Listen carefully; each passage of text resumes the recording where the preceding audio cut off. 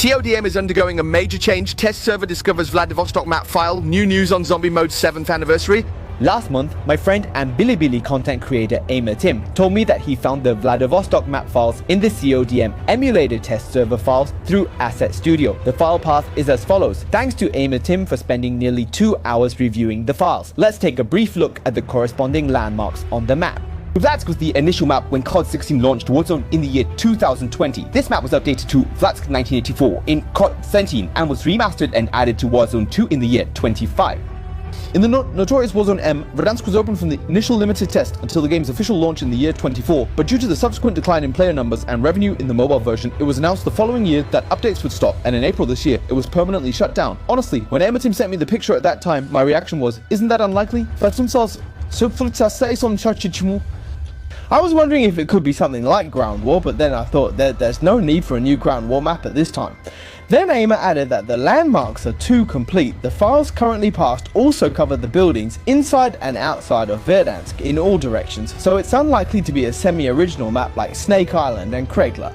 Based on some recent rumors I've received at last year's open day, it was mentioned that a new battlefield map would replace the blackout zone. Although I don't want to speculate, the map files are already in the game, so it's hard to deny. Then, this is a personal analysis, first regarding whether the engine can handle it. Actually, starting from the end of the year 24, CODM has been exploring this large map. For example, Kriegler first attempted urban building clusters. Snake Island in 25 enhanced the map's elevation diversity and added real-time lighting. In 26, Rebirth Island showcased the extent of its restoration of new map assets from the Warzone 2 era. Looking back, everything was paving the way for Verdansk. Very surprising, but not unexpected. After all, looking at the timeline, just as the Warzone mobile scenario shut down, Call of Duty Mobile immediately launched Rebirth Island. Even the DMN mode found in the 2023 Warzone M code was eventually given to Call of Duty Mobile.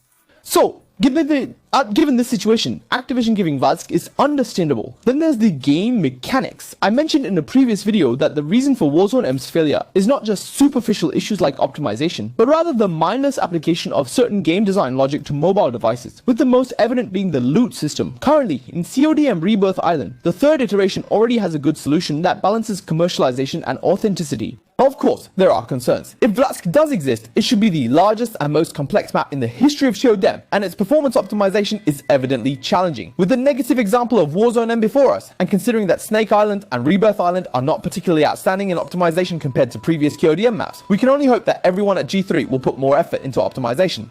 After talking about Vladsk, after finishing moving in the past 2 days, another Bilibili content creator, KH, sent me a few pictures asking if there were new developments in CODM's zombie mode. I took a look, and sure enough, it was Scotty again. He said that because the T-Team has been focusing on the zombie modes for COD 2 and Wave 6 and 7 in recent years, they haven't had time to attend to CODM's zombie mode. And he also revealed that there might be new content for the CODM zombie mode expected at the end of the year during the 7th anniversary celebration. I actually didn't know this insider before, and the content he previously leaked was quite outrageous, including but not limited to the Alcatraz remake, the Battlefield map Uzbekistan mentioned last year, and 5 new maps with the M4 remake in one season this year. Looking back, my assessment is that it's half true and half false, so take it with caution.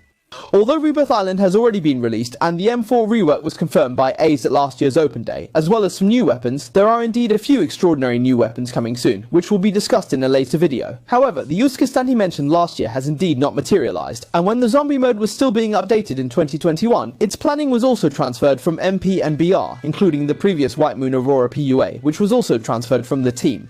At least from the sources I know, even though the PC game development team used to collaborate with the team in previous years after the Warzone M era, I have not heard of the PC game development team directly handling